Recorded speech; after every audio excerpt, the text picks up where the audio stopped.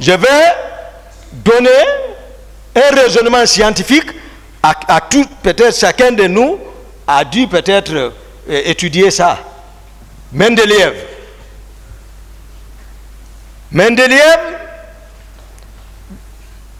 avec les éléments chimiques, dans l'étude électronique des éléments chimiques, puisque lorsqu'il prend un élément en entier, il ne peut pas le faire, il prélève une toute petite partie qu'il nomma atome. Et c'est cet atome qu'il soumet à l'étude électronique, mais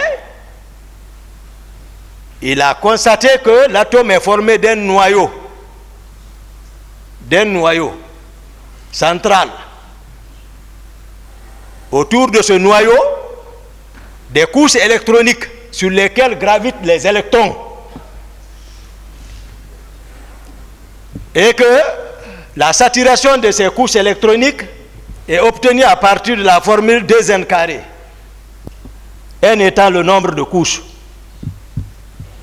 Donc, n égale à la première couche, n égale à 1, 1 au carré, 1 fois 2, 2. Donc, sa saturation, c'est 2 électrons.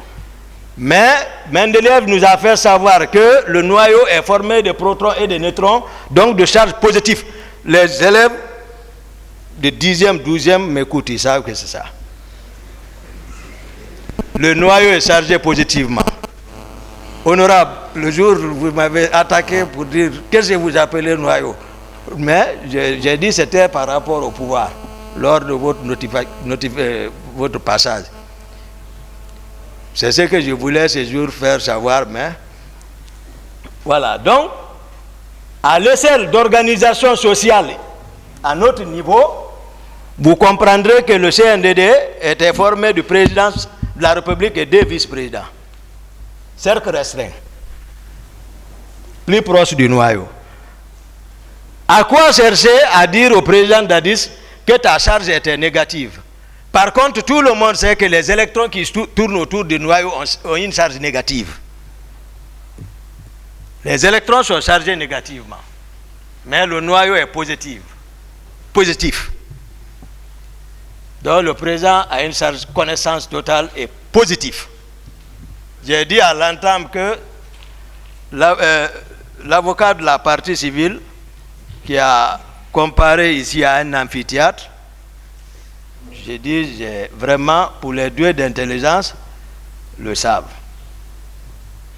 Ici, je ne jouerai pas pour vous. Moi, je dirai la vérité à la satisfaction de la Cour, à la satisfaction des victimes.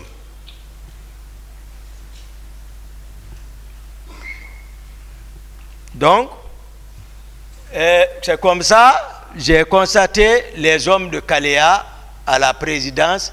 Les hommes de Kaléa, c'est Gono Sangaré. Les hommes de Kaléa, coordonnés par Gono Sangaré, Makambo, Théodore et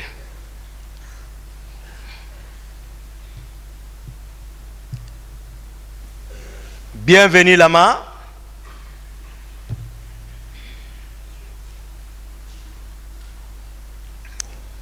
Voilà.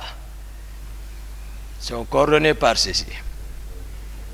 Maintenant, leur armement, comment ils ont été armés? Marcel a parlé d'armement ici, mais il n'a qu'à être cohérent quand même. Ce n'est pas vrai ce qu'il dit, c'est une contre-vérité. Je vais expliquer. Il y a témoin encore pour ça. Moi, tout ce que je dis, le témoin n'est même pas, vous pouvez l'appeler. Ce jour, j'étais chez moi encore, dans ma chambre. Souvent, quand les grands événements arrivent, je me trouve dans ma chambre. Sauf que le président Dadis, encore cette fois-ci, sans consultation, a envoyé ses proches au magasin d'armement pour aller se procurer avec un camion d'armes, un camion. Moi, je ne savais pas du tout. Mais puisque le général Konaté est le ministre de la Défense, certainement, c'est après j'ai compris ça.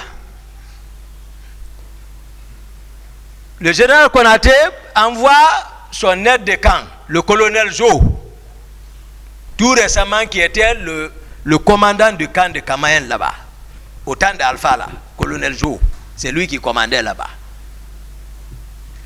Il dit, va voir Toumba, allez-y ensemble au magasin d'armement voir qu'est-ce qui se passe là-bas.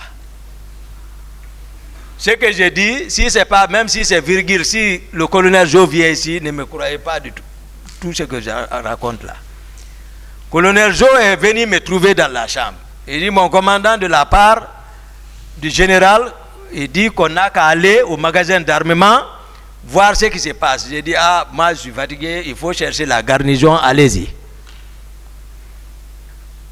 Il est parti chercher la garnison, ils sont partis, eux aussi ils ne savaient pas ce qui se passait, ils sont partis trouver le groupe là et le camion.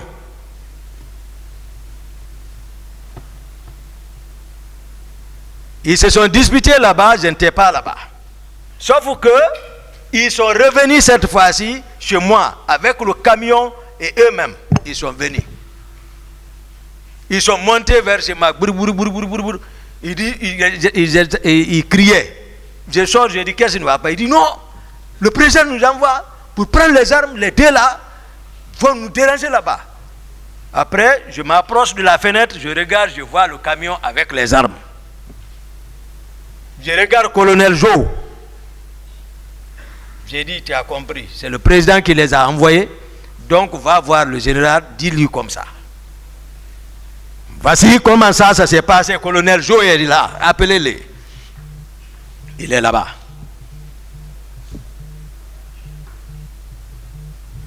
Donc,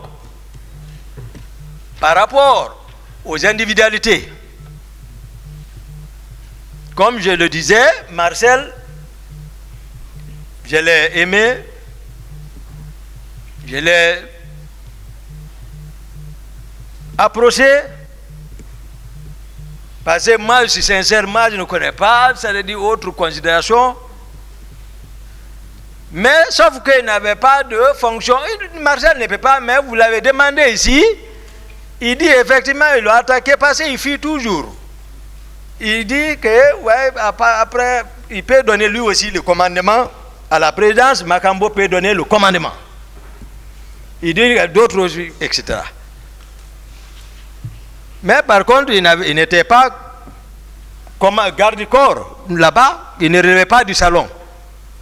Parce que même le commandant du salon ne l'ose pas. Lui, il va venir parce qu'il a un témoignage à faire, le commandant du salon. Parce que le 28 septembre, ce qui s'est passé, son témoignage est capital. Il s'appelle Mohamed Kondé, capitaine Mohamed Kondé. Actuellement, il relève du bataillon spécial de Koundara, la région de Koundara, vers là-bas, là, vers Gawal et autres. Il est vers là-bas. Mohamed Kondé, c'est lui qui était le commandant du salon.